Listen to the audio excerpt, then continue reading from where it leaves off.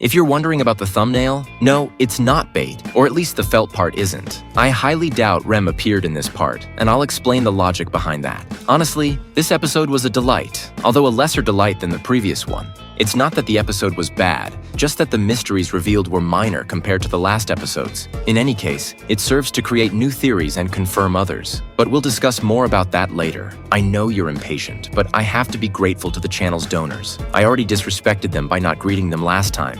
And I may be rude, I may be greedy, but never ungrateful. Especially not after what happened yesterday when someone came and donated $500 on the stream I did reading the novel. A thank you to those on my Spanish channel. On this occasion, I thank Lettuce Killer. Thanks for joining the channel. And if you have any lore questions, don't hesitate to ask me. Thanks to Tiago for renewing his membership.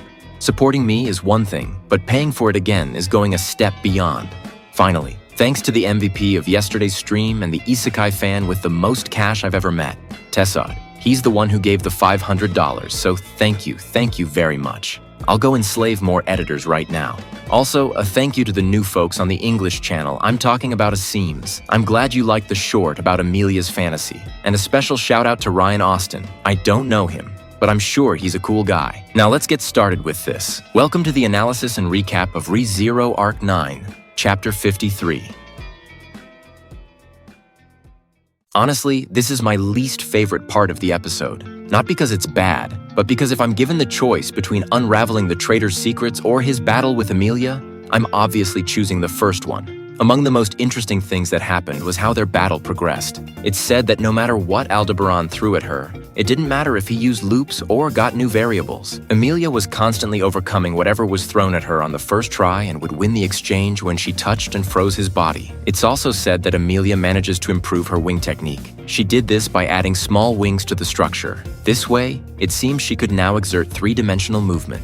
But even with all her prowess and innate talent, there was something about her that she can't change. I'm talking about her virtue, which is also her greatest flaw. I'm referring to her kindness. In past episodes, to dodge Amelia, Aldebaran threw a giant rock at the capital. He did it because he knew she would try to save innocents instead of following him. And while there were no innocent people now, there was still someone he could use for that role, himself. So Aldebaran puts himself in the line of attack, knowing full well that Amelia would take the impact for him. Okay, calm down. I know some of you will say that Amelia was being stupid, and while I also think she is, it's also true that the reason for her stupidity, or rather her kindness, is justified within the world of the series. Amelia is affected by Priscilla's death. Sure, she may not have been her best friend throughout the series, but that doesn't change the fact that she was someone she knew. On top of that, this appreciation grew when they both fought side by side against an enemy of the Empire. And it could have also increased on Amelia's side because she was present at the reunion between Priska and her mother, Yorna. Although the novel never clarifies it, I believe Amelia felt a greater intimacy with Priscilla after witnessing this side of her. But something that is true, and that breaks even my Peruvian heart, is the last chat the candidates had before Priscilla's death. Before she died, Amelia, Anastasia, and Priscilla talked for a while and agreed to have a girls' night. A night that we obviously know is not going to happen because of the Sun Princess's death. This disappearance of Priscilla hurts Amelia's heart, and it's emphasized in today's episode to justify her decision. But another reason that was already given previously is that Amelia feels something for Aldebaran, something that even she can't explain. It's said in the third season that when she spoke with the traitor through the mirror, Amelia says she can't help but feel a great trust in Al, which was weird because they weren't even close. And even in the previous episode, the novel once again references this instinct Amelia has for Al. It's because of these kinds of details in the writing that I always say the novel is something that must be consumed by reading it, since reading it from a summary or an audiobook isn't always ideal. But everyone decides how to invest their time. In any case, someone who tries to stay informed is preferable to someone who only dedicates themselves to watching edits of the series on TikTok. But leaving my grumpy Peruvian side aside, let's get back to today's episode. Amelia wasn't the only fool today. Surprisingly, so was Aldebaran. It's said that he could have managed to make Amelia receive a greater impact of damage, but his weakness for her made the attack she received for him as non-lethal as possible. Something that it seems not many people noticed was the context of one of the screenshots I uploaded at the end of my previous video. I'm talking about the one you see on screen right now. In this image, we can see Aldebaran saying he had gathered the determination to deal with a person who was Amelia, but at the same time wasn't. The text leaves it ambiguous, of course, but it's safe to believe he was referring to Satella. There's something the series still hasn't explained to us. But just as Amelia feels an instinct to want to save Aldebaran, Aldebaran feels an instinct not to want to harm her. I remember this is made clear when they both face each other. In summary, both have certain limitations in their hearts regarding the other right now. We'll have to wait and see what the explanation for these limitations is. Then, it's said that Amelia is left unconscious, and this weakness of Aldebaran's makes it so he can't just leave her there, thrown in the middle of nowhere. Instead, he opts to leave her in a safe place where the water level won't reach her. In fact, it's said that he dies a few times trying to carry her with him in flight. Honestly, Aldebaran's path from this moment until the end of the episode was interesting. It's said that he thinks about his allies and how he holds on to the small hope that they can make it to his location. Unfortunately, we, the readers, know that Roy is apparently dead. Yai should be unconscious or dead, and Heinkel is no longer on his side. I know it might surprise some that I don't classify Roy as dead, and while it's probable he is, the truth is that with this kind of thing, I prefer to wait for an official confirmation. And the same goes for Yai. It's said that Rem's last blow to her dispersed her, but we don't know if it literally dispersed her remains as she did to Subaru back in the day, or if it's just an elegant way of saying she was defeated. And finally, Heinkel. I doubt he's still on his side, and that's because he is someone who serves the royal family. Since it's already been confirmed that Felt is the missing princess, well, Heinkel is aware of this and has made it his priority to serve and protect her, to the point that in his last appearance, he used his body to save Felt from the Black Serpent's attack. So, I don't know whether to count his alliance with Aldebaran as still valid or not. But continuing with the topic, remember how a moment ago I told you about the girls meeting before Priscilla's death? Well, it turns out that in today's episode, as Aldebaran was about to climb the canyon, he remembers Echidna's words, the words about how no one would defeat him. But at the same time, he remembers someone else's words. It's said that these words burned his soul.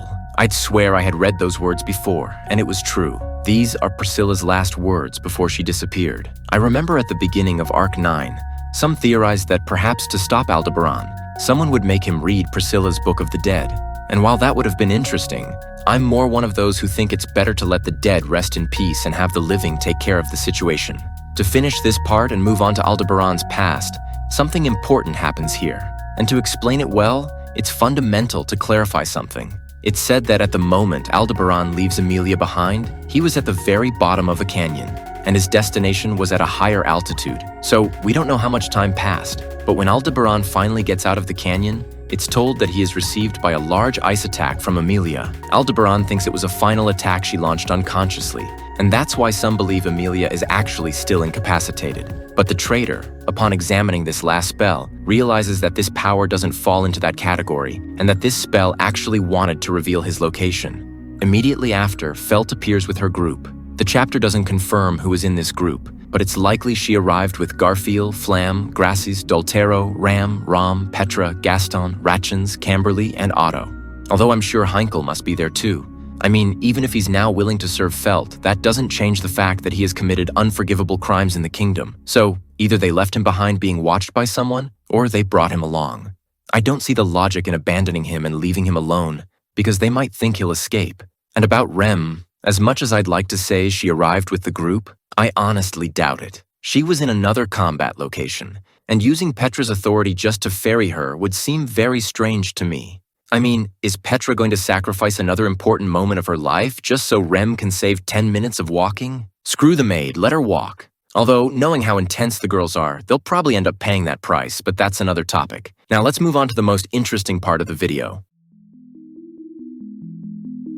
As I always say, if you're here, it's because you've already seen the episode or read a summary. So if I don't make many references to today's exact events, that's why. The episode tells us about Aldebaran's 10 years in the Colosseum. We're told how these years passed while his insides were eaten away by doubts about what he had experienced. He developed such great paranoia about his past that he even began to doubt if he had really lived those experiences from 400 years ago. In fact, all these doubts he experiences happen while we see the text narrate how he has been facing great opponents or beasts.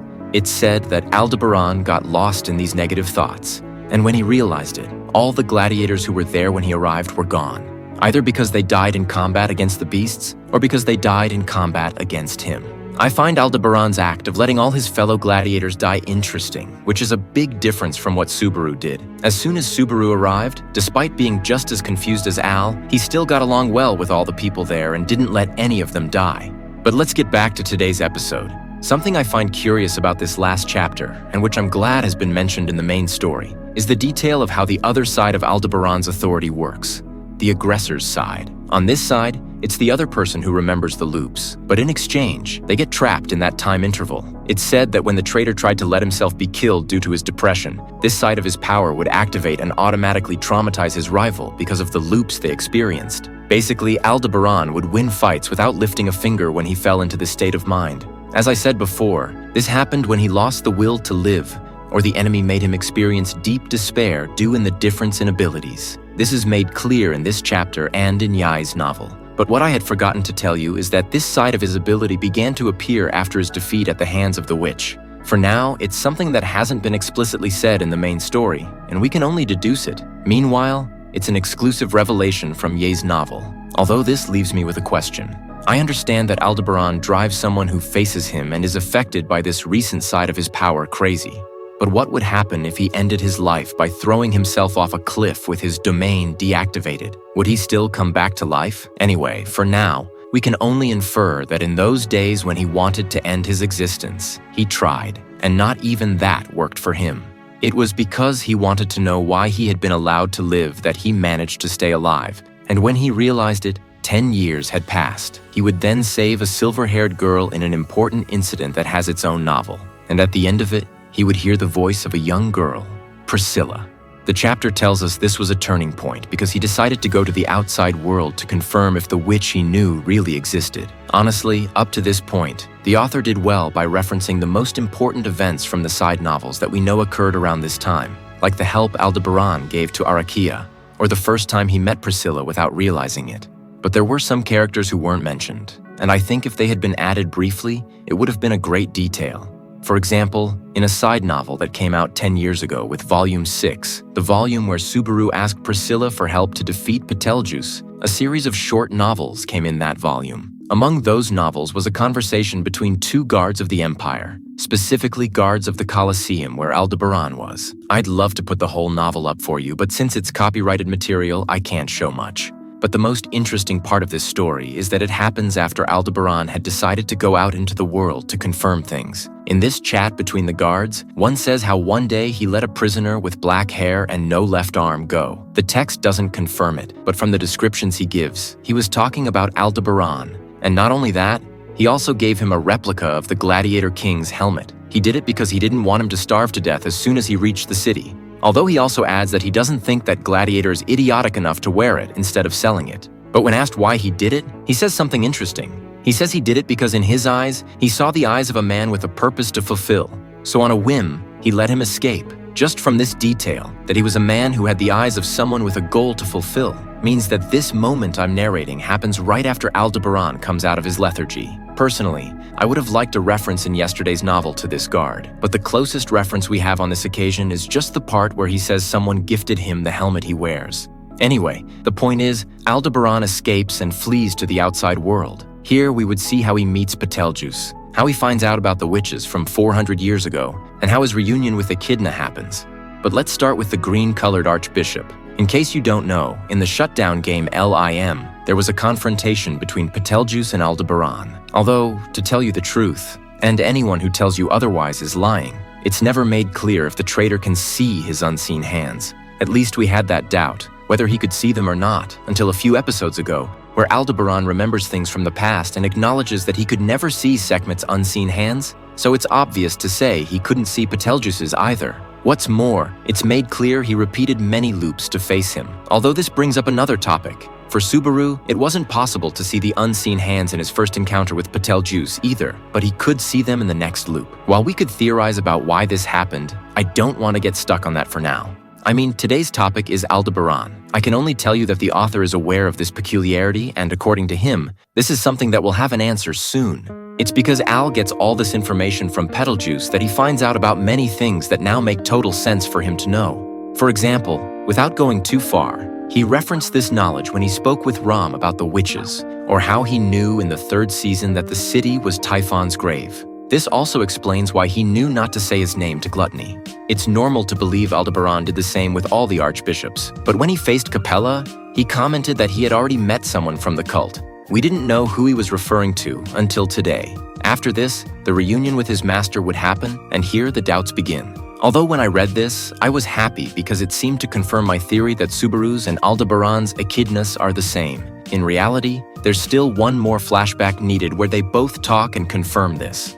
At this point, I don't care if my theory becomes canon. I just want the author to give us the official explanation. And I'm telling you right now, not everyone is going to like it, but that's another topic. Something I find curious and that I regret isn't being discussed is Echidna's comment saying Aldebaran reached that place from a site that wasn't the sanctuary. That is, Aldebaran didn't go to the place from the 2nd season, but entered through another means. Some theorize that just as the Greed If Subaru contacted Echidna through a different medium, a medium that was a magic stone, they thought the traitor did something similar. But the main route Aldebaran doesn't have anything like that. So, let's see what explanation the series gives. Although something not many people know is that Volume 38 came with an extra chapter. In this chapter, another meeting between Echidna and Aldebaran was narrated, but this chat is different. Here, Echidna throws it in his face that he failed his objective and asks him why she should have expectations for him when he already failed. One would think this conversation will happen now that they've reunited. But what kills this possibility is that, at the end, Echidna tells him that Natsuki Subaru failed him. Just these last words make one believe this conversation happens after Priscilla's death and not at the reunion. And that, ladies and gentlemen, is today's question. When the hell did this chat happen? I know we could think that Aldebaran simply spoke again with the sanctuary's Echidna by the method only he knows, but that Echidna isn't in that place anymore. Instead, she's in Gustako, traveling incognito with another group of girls. To end the video, I want to share a very interesting detail with you. A detail that could make the author look like a liar or like a very clever writer who knew how to answer a question well. I'll put the image on the screen and give you a few seconds to read it.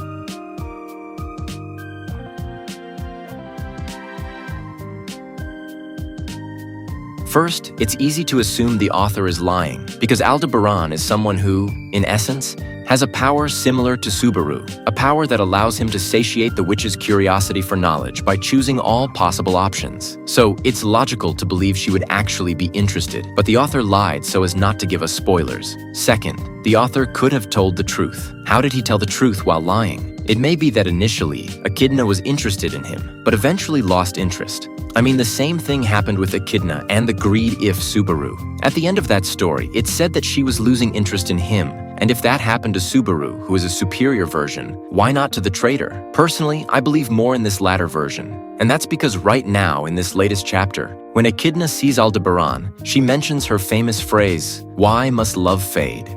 And for her to say it right after her student moved heaven and earth to reunite with her is just terrible timing. Remember that Echidna is terrible at understanding emotions, so I find it totally plausible that in the middle of an emotional reunion, she would end up saying that to him. In fact, if this is the case, it would explain why, when a perfect copy of Echidna appeared to Al in Arc 8, the traitor got very angry, to the point that it seems he yelled at her just for the mere fact of existing. But after what was previously discussed, I think he would have been angry because seeing her reminded him of his master's insensitivity. But just between us, even I don't really believe this possibility much, since Aldebaran knows about that trait of his master and still accepts her. So I highly doubt he would have distanced himself from her for something like that. We can only wait to see what dialogues they will have in this reunion and how Aldebaran will escape the encounter with Felt's group. But that has been all for today.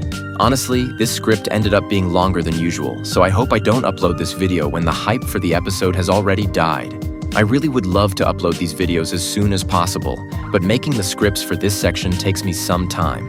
I want to remind you that I've opened commissions for shorts. More than anything, I want to use the money from this exclusively for channel expenses. Expenses I have to pay to the Conejotako collaborators, and also to continue financing the project of the Gifs for each novel character. Even though I already have almost 100, believe me, that's not all of them. Remember that in the end, this will also improve the quality of the videos, so I would appreciate it if you'd consider commissioning a topic from the series of your choice. You'd be supporting the channel and also helping me upload more content, so it would be a 2-for-1. And as I always say, a like and a comment help the algorithm like you have no idea, so if you can't support monetarily, please consider leaving a comment. But tell me, what did you think of this chapter?